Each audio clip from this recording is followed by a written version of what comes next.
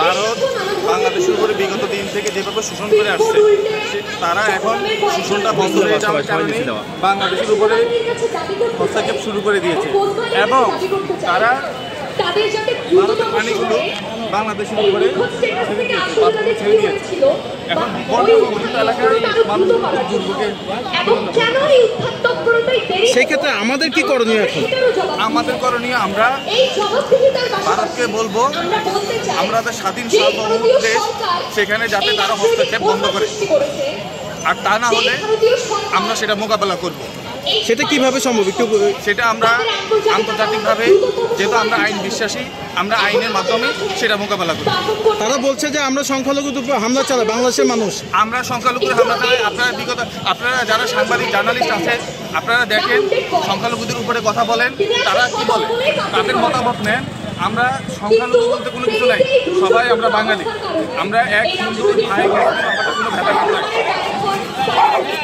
সেই ক্ষেত্রে আরেকটি বিষয়, এই বন্যাতে কয়েক লক্ষ হিন্দু পরিবার পানিতে ডুবে আছে, সেটা যে ভারত যে পানিগুলো ছাড়লো, এটা কি সংখ্যালঘুদের উপরে হামলা হলো না? অবশ্যই এটা সংখ্যালঘুদের উপরে। তারা তো কোনো সংখ্যালঘু দেখে নাই, তারা বাঙালিকে দেখে। তারা বাঙালিকে কিভাবে ধ্বংস করতে পারে সেই বিষয়ে তারা তৎপরতা চালাচ্ছে। কেন এই প্রতিহিংসা? কেন প্রতিহিংসা? তারা বাঙালি তাদের শত্রু। তারা কখনোই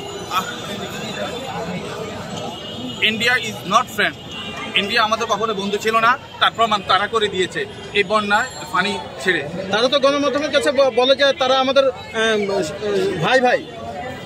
সেটা আপনারা সাংবাদিকরা নিজের বিবেককে প্রশ্ন করেন, তারা আমাদের কোন ধরনের ভাই? ভাই যদি হয়ে থাকে, ভাই ভাইয়ের উপরে কিভাবে ভাইকে ডুবিয়ে মারে? Thank you. তারা যদি এই মুহূর্তে এই বাড়তি খুলে না দিত, এই দুর্যোগটা তৈরি হতো না। দুর্যোগ প্রতিরক্ষা করতে হবে, না হলে আমাদের দেশে পররাষ্ট্র নীতিও থাকতো না, কূটনৈতিক নীতিও থাকতো না। আসলে কি এই জিনিসগুলো থাকবে, হিংসা রেশারেশি বিদ্বেষ থাকবে। আর আমার কথা হচ্ছে যে খুলে না দিতেও থেকে বড় কথা, ওনারা আমাদেরকে ইনফর্ম করতে পারতো, ওনারা আমাদেরকে বলতে পারতো, আমাদেরকে জানাতে পারতো, এটা হচ্ছে কথা। তখন আমরা অন্তত তাদেরকে, এখন আমাদের ভেতর যে কষ্টটা, যে রাগটা, হয়তো বা এটা আমরা ফিল করতাম না। আমার দেশবাসী বলতো, অর্ধেক লোক হলেও বলতো যে তারা আমাদেরকে জানিয়েছে। হ্যাঁ, এটা আমাদের কষ্ট, ক্ষোভ রাগ এসব না, এটা আমাদের কষ্ট। বাংলাদেশি মানুষ তার ভালোবাসা দিয়ে, আবেগ দিয়ে, বিবেক দিয়ে মানুষ মানুষের পেছনে দাঁড়ায়।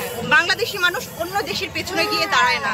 আগে বাংলাদেশি মানুষ বাংলাদেশের মানুষকে আগে রক্ষা করে, তারপর তারা অন্য দেশকে কিভাবে বলতে হয় তারা স্পষ্ট সুন্দরভাবে স্পষ্টবাদী কথা বলে।